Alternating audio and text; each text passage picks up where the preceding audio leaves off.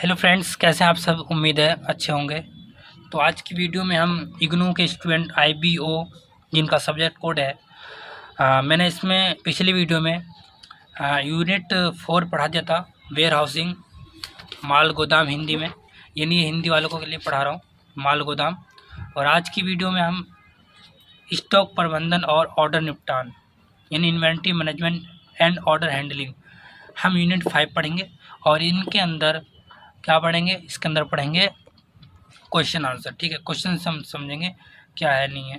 चलिए शुरू करते हैं। इसके अंदर अगर हम समरी को देखें कि इन्वेंट्री पढ़ेंगे कि इन्वेंट्री यानी स्टॉक का मैनेजमेंट कैसे करें, कितना स्टॉक रखना होगा, कितना स्टॉक हमें मेंटेन करना होगा और किस वक्त कितना माल हमें स्टॉक में रखना हो। जैसे यहाँ लिखा हो कच्चा माल, भंडार, पूर्जे, प्रकृति संबंधी, ये सब पढ़ना है। ठीक है, तो चलिए बिना टाइम गवाए हम चलते हैं सीधा प्रश्न पर। सबसे पहले बहुत प्रश्न पढ़ लेंगे। सबसे पहला प्रश्न है, स्टॉक के रखने के उद्देश्य बताइए। स्टॉक को रखने के निम्नलिखित अनेक उद्देश्य होते हैं। नंबर 1, ये ग्राहक सेवा को सुधारता है। नंबर 2, उत्पादन में मितव्ययता लाता है। नंबर 3, क्रय परिवहन की मितव्ययताओं को संभव बनाता है। नंबर 4, कीमतों में उतार चढ़ाव के विरुद्ध हेज का कार्य करता है। मांग व अग्रता समय की अनिश्चितता के विरोध में सुरक्षा प्रदान करता है।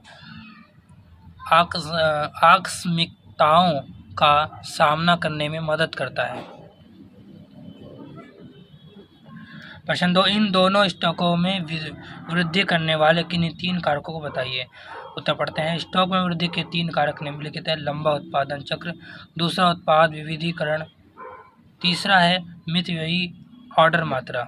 ठीक है, अब पढ़ते हैं यहाँ पर, स्टॉक नियंत्रण को परिभाषित कीजिए। ये बहुत इंपॉर्टेंट क्वेश्चन है कि वही इन्वेंट्री को मैनेजमेंट कैसे करते हैं। ठीक है, तो मैनेजमेंट की परिभाषा, स्टॉक का नियंत्रण का परिभाषा पढ़ते हैं। स्टॉक नियंत्रण के द्वारा हम ऐसी प्रणाली व क्रिया विधि का निर्माण करते हैं ताकि बिना स्टॉक वाली स्थितियों से बचते हुए अनुकूलतम स्तर को प्राप्त किया जा सके व स्टॉकों में फंसे हुए कोष को कम से कम किया जा सके। इसे ही स्टॉक नियंत्रण कहा जाता है। इस तरह स्टॉक नियंत्रण को क्रय भंडारण तथा सामग्री के उपयोग का इस तरह से व्यवस्थित नियंत्रण और नियमन के रूप में परिभाषित किया जा सकता है ताकि उत्पादन को एक समान प्रभाव को बनाए रखा जा सके व साथ ही साथ स्टॉक में ज़्यादा निवेश से बचा जा सके। प्रश्न 4 पढ़ते हैं। स्टॉक के विभिन्न स्तरों को निर्धारित करने के लिए 3 आधारभूत कारकों को बताइए। उत्तर, स्टॉक के स्तरों को निर्धारित करने के 3 आधारभूत कारक निम्नलिखित है। नंबर 1, स्टॉक नियंत्रण का क्रय भंडारण व सामग्री का उपयोग। दूसरा, स्टॉक के आधारभूत तत्व। तीसरा, स्टॉक में ऑर्डर की प्रणाली तय करना। प्रश्न 5 पढ़ते हैं। बताइए कि किस तरह से पूर्ण ऑर्डर स्तर ROL पूर्ण ऑर्डर मात्रा ROQ से भिन्न होता है। उत्तर, ROL व ROQ में निम्नलिखित अंतर पाया जाता है। पूर्ण ऑर्डर ROL, सबसे पहले हम ये देखेंगे ROL की फुल फॉर्म क्या है। ROL की फुल फॉर्म है रीऑर्डर लेवल और ROQ की फुल फॉर्म है रीऑर्डर क्वांटिटी। ठीक है, ऑर्डर मात्रा, पूर्ण ऑर्डर। चलो पढ़ते हैं।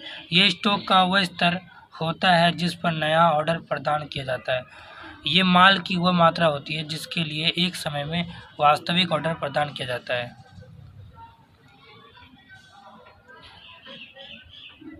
चयनात्मक स्टॉक नियंत्रण से आप क्या समझते हैं? इस उद्देश्य के लिए प्रयोग की जाने वाली मुख्य तकनीकों को सूचीबद्ध कीजिए। उत्तर पढ़ते हैं। चयनात्मक स्टॉक नियंत्रण एक ऐसी प्रक्रिया है जिसके तहत स्टॉक नियंत्रण की विधि और मात्रा मद बदलती रहती है। चयनात्मक स्टॉक के उद्देश्य में प्रयोग की जाने वाली तकनीकें निम्नलिखित है। पूर्ण ऑर्डर स्तर, पूर्ण ऑर्डर मात्रा। अन्य महत्वपूर्ण तकनीकें जैसे अधिकतम स्तर, न्यूनतम स्तर, स्टॉक आवर्त दर आदि। प्रश्न 6, ऑर्डर प्रक्रमण से आप क्या समझते हैं? ऑर्डर प्रक्रमण से तात्पर्य उन सभी गतिविधियों से है जो विक्रय ऑर्डर सूचना के संग्रह, जांच तथा संप्रेषण में शामिल है। ये फर्म के उत्पादों व सेवाओं के विक्रय से संबंधित हर कागजी कार्यवाही के रखरखाव से संबंध रखता है। साथ ही इसमें अनेक ग्रुप गतिविधियों जैसे ऑर्डर प्रवेश, ऑर्डर निपटान, स्थिति रिपोर्टिंग, बीजक बनाने व ऑर्डर को पूरा करने से संबंधित सूचना को संप्रेषित किया जाता है। अब ये प्रश्न पढ़ते हैं। स्वपरक प्रश्न में प्रश्न एक, स्टॉक रखने का उद्देश्य क्या है? किसी संगठन में स्टॉक के आकार को प्रभावित करने वाले विभिन्न कारकों को विवेचना कीजिए। स्टॉक रखने के निम्नलिखित उद्देश्य हैं: ग्राहक सेवा में सुधार लाना, उत्पादन में मितव्ययता लाना, क्रय और परिवहन मितव्ययताओं को संभव बनाना, कीमतों में उतार चढ़ाव को रोकना, मांग व समय की अनिश्चितता के विरोध में सुरक्षा प्रदान करता है, आकस्मिकताओं का सामना करना। ये सब आप अगर समझ में नहीं आ रहा तो आप लिख लें, ठीक है, लिख कर याद भी करें।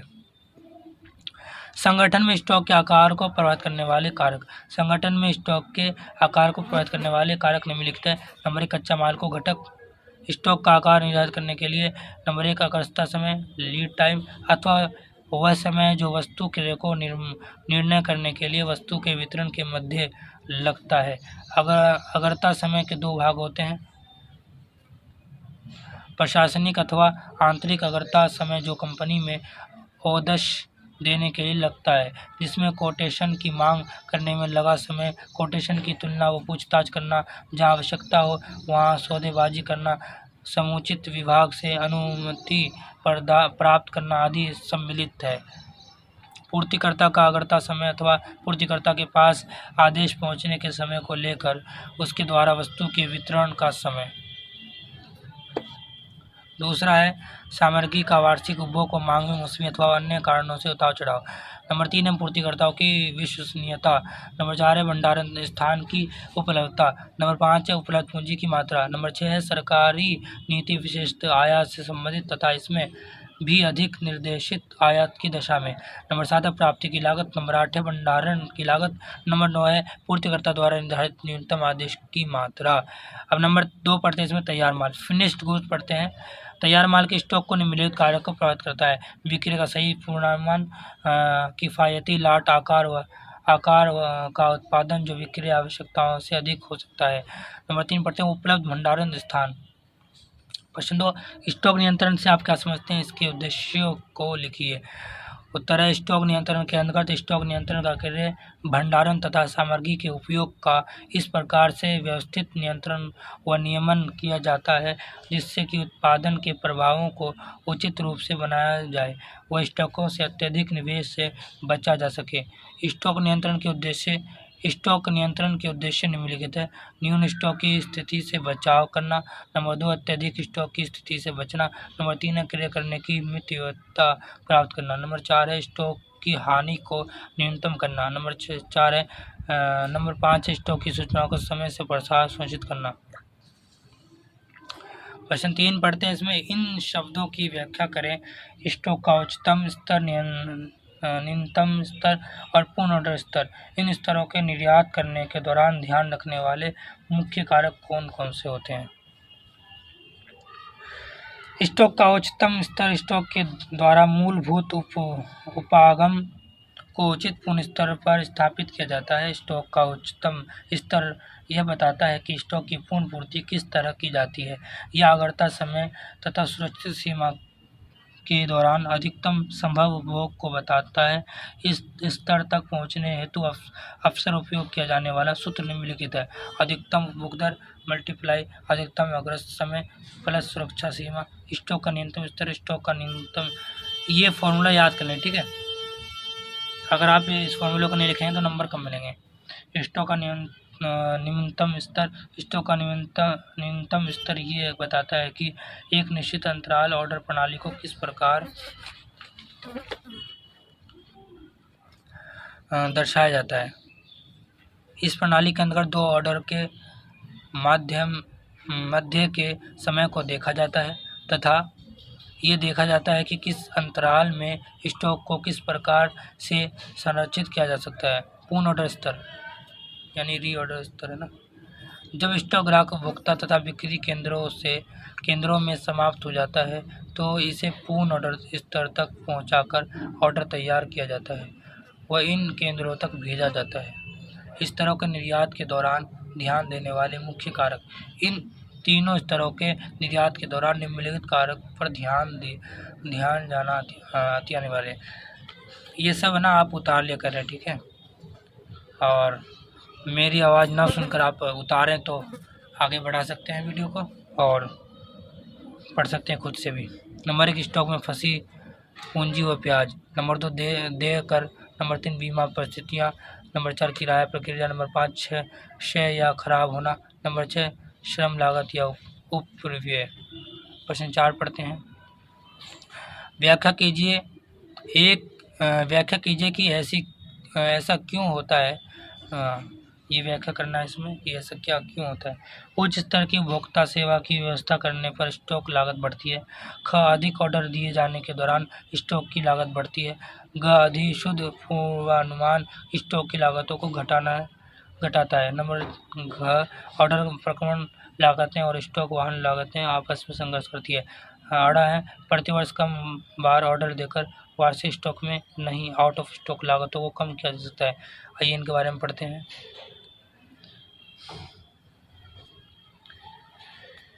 ऐसा क्यों होता है, पढ़ते हैं। पढ़ते हैं। उच्च स्तर की उपभोक्ता सेवा की व्यवस्था करने पर स्टॉक लागत बढ़ती है। जब उच्च स्तर की उपभोक्ता सेवा की व्यवस्था की जाती है तो स्टॉक की लागत बढ़ जाती है। इसका मुख्य कारण यह है कि इसकी वजह से ज़्यादा स्टॉक एकत्र करना पड़ता है तथा ज़्यादा स्टॉक लेने के लिए कई बार अधिक दाम भी चुकाने पड़ते हैं। अतः उच्च स्तर की उपभोक्ता सेवा को पूर्ण करने में स्टॉक लागत में वृद्धि होती है। अधिक ऑर्डर दिए जाने के दौरान की लागत बढ़ती है। इसका भी मुख्य कारण यही है कि जब बाजार में अत्यधिक रूप से किसी उत्पादन की मांग आ जाती है तो इसके लिए ऑर्डर को पूर्ण करने हेतु ज़्यादा स्टॉक चाहिए, जो प्राय अनन फानन में एकत्र किया जाता है। अत्यधिक ऑर्डर होने पर भी स्टॉक लागत बढ़ जाती है। ग, पढ़ते हैं। अतिशुद्ध पूर्वानुमान स्टॉक की लागतों को घटाता है। अतिशुद्ध पूर्वानुमान का तात्पर्य है कि पहले से ही इस बात का अनुमान लगाया जाता है कि कितना स्टॉक एकत्र किया जाना चाहिए ताकि ऑर्डर समय पर पूर्ण किया जा सके। यही अतिशुद्ध पूर्वानुमान कहलाता है। वह इससे स्टॉक की लागतों को भी कम किया जा सकता है। ऑर्डर प्रक्रमण लागतें और स्टॉक वहन लागतें आपस में संघर्ष करती है। ऑर्डर प्रक्रमण लागतें तथा स्टॉक वहन लागत आपस में संघर्ष करती रहती है। ये दोनों लागतें लॉजिस्टिक्स की प्राथमिकता गतिविधियों में सम्मिलित की जाती है। वह यह ग्राहकों की मांग को समय का पूर्ण करने हेतु उत्प्रेरक का कार्य करती है। परंतु ये दोनों लागतें आपस में संघर्ष करती है क्योंकि ये कई बार यह निश्चित नहीं हो पाता कि कितना ऑर्डर बनाने हेतु कितना स्टॉक अनिवार्य है। इस तरह की परिस्थितियों में ये दोनों लागतें संघर्ष करती रहती है क्योंकि कई बार ऑर्डर पूर्ण होने के पूर्व स्टॉक समाप्त हो जाता है तथा ज़्यादा लागतें लगाकर स्टॉक एकत्र करना पड़ता है। अतः ऑर्डर प्रक्रमण लागतें व स्टॉक वहन लागतें आपस में संघर्ष रहती है। और है, प्रतिवर्ष कम ऑर्डर देकर वार्षिक स्टॉक में नहीं, आउट स्टॉक लागतों को कम किया जा सकता है। प्रतिवर्ष कम ऑर्डर देकर वार्षिक स्टॉक में उत्पन्न होने वाली नकारात्मक लागतों को जो कि सामान के ख़त्म या समाप्त होने के कारण उत्पन्न होती है, उन्हें रोका जा सकता है। इसमें जो स्टॉक उपलब्ध होता है उसी के आधार पर ऑर्डर को पूर्ण किया जा सकता है। प्रश्न 5 पढ़ते हैं। मितव्ययी ऑर्डर मात्रा की अवधारणा की व्याख्या कीजिए तथा बताइए कि क्यों ये लागत को अनुकूलता करने वाली तकनीक है। मितव्ययी ऑर्डर मात्रा का अर्थ है कि आदेशित वस्तु की मात्रा जिस पर प्राप्ति तथा स्टॉक वहन की कुल लागत को निम्नतम रखा जाता है। मितव्ययी ऑर्डर मात्रा को लागत को अनुकूलतम करने वाली तकनीक कहा जाता है क्योंकि इस ऑर्डर मात्रा के द्वारा निर्यात का लागत निपटान सफलतापूर्वक किया जा सकता है। हम जानते हैं कि निर्यात ऑर्डर के निपटान की विधि अत्यधिक जटिल है व इसमें विस्तृत क्रियाविधियों को शामिल किया जाता है। साथ ही पैकेजिंग व चयनकरण पर भी विशेष ध्यान दिया जाता है। माल को जहाज तक ले जाने से लदान तक की औपचारिकताओं पर पूर्ण ध्यान दिया जाता है।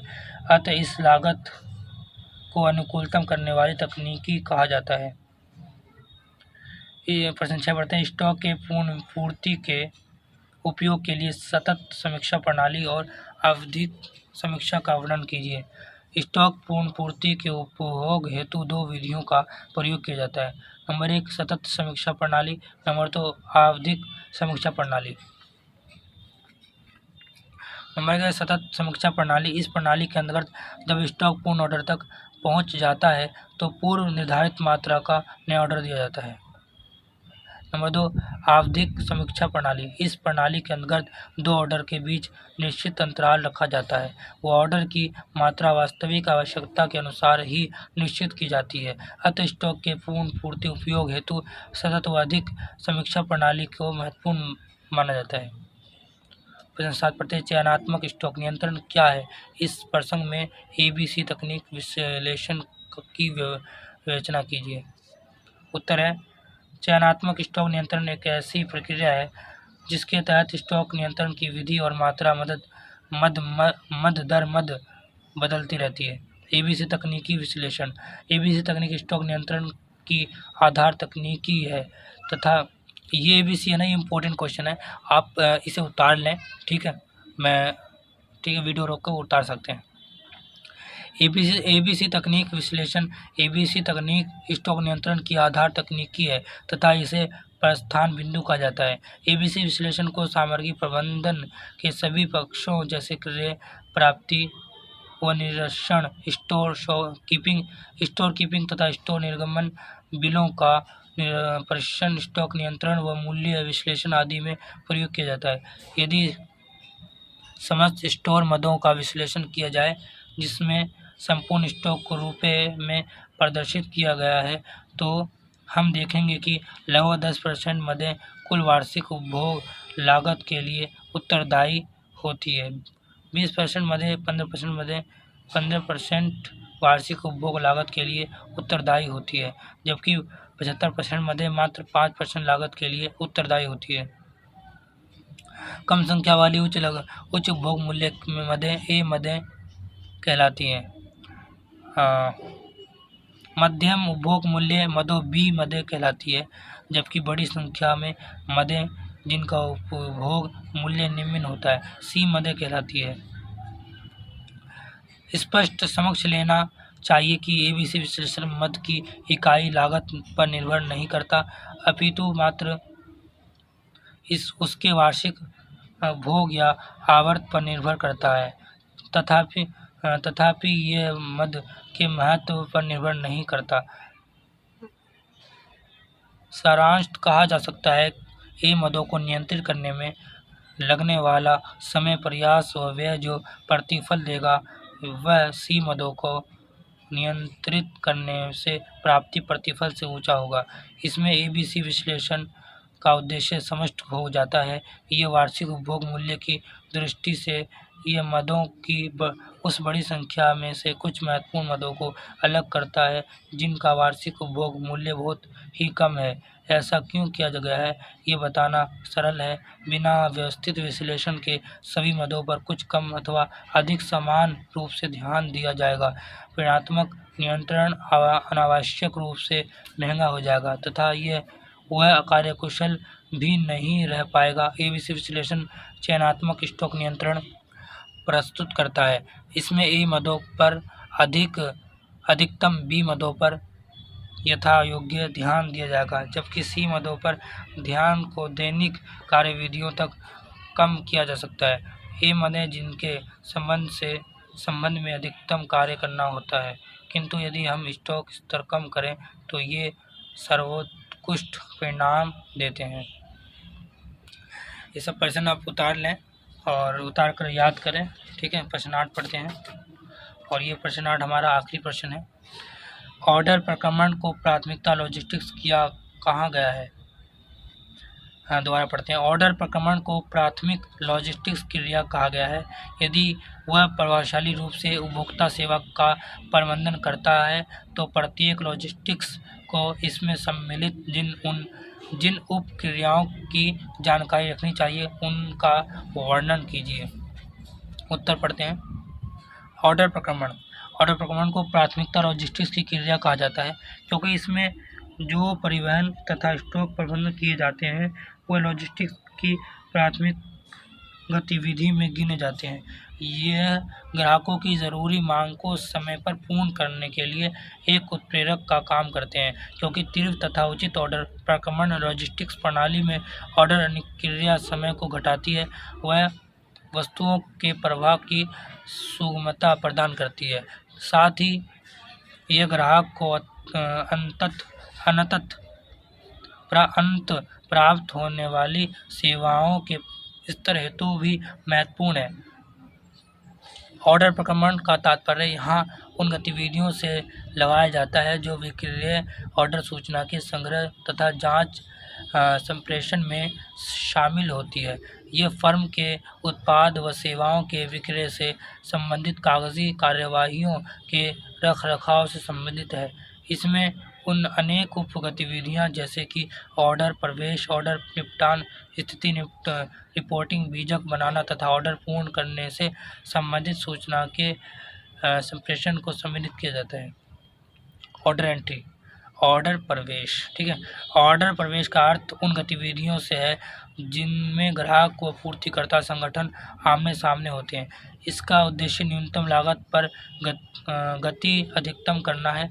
परंपरागत रूप में इसे विक्रय आदेश प्रपत्र द्वारा अथवा ग्राहक द्वारा मेल या दूरभाष द्वारा अनुबंधों के संप्रेषण अथवा बिक्री कर्मचारियों द्वारा तुरंत पहुंचाकर इसे प्राप्त करना होता है।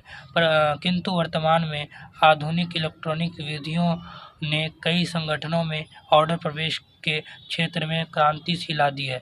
कुछ ग्राहक कंप्यूटर का प्रयोग करते हैं ताकि अधिकतम गति व शुद्धता प्राप्त की जा सके। ऑर्डर रखाव यानी ऑर्डर हैंडलिंग, ऑर्डर को पूरा करने व भेजने से पूर्व कई प्रकार के कार्य करने पड़ते हैं। यदि मूल रूप से ऑर्डर हस्तलिखित है तो टाइपिंग की आवश्यकता पड़ सकती है। इसके अलावा साख जांच, मूल्य जांच, मद की उपलब्धता की जांच करना और डिलीवरी तिथियों का अनुमान लगाना प्राय इसी गतिविधि के अंग बन जाते हैं। तत्पश्चात की पैकिंग, चिह्नीकरण व वस्तुओं की निकासी की व्यवस्था करनी होती है। यदि प्राप्त होने वाले आदेश की मात्रा आवश्यक उपकरणों की लागत के संबंध में पर्याप्त है तब ये दैनिक कार्य सरलतापूर्वक हो जाते हैं।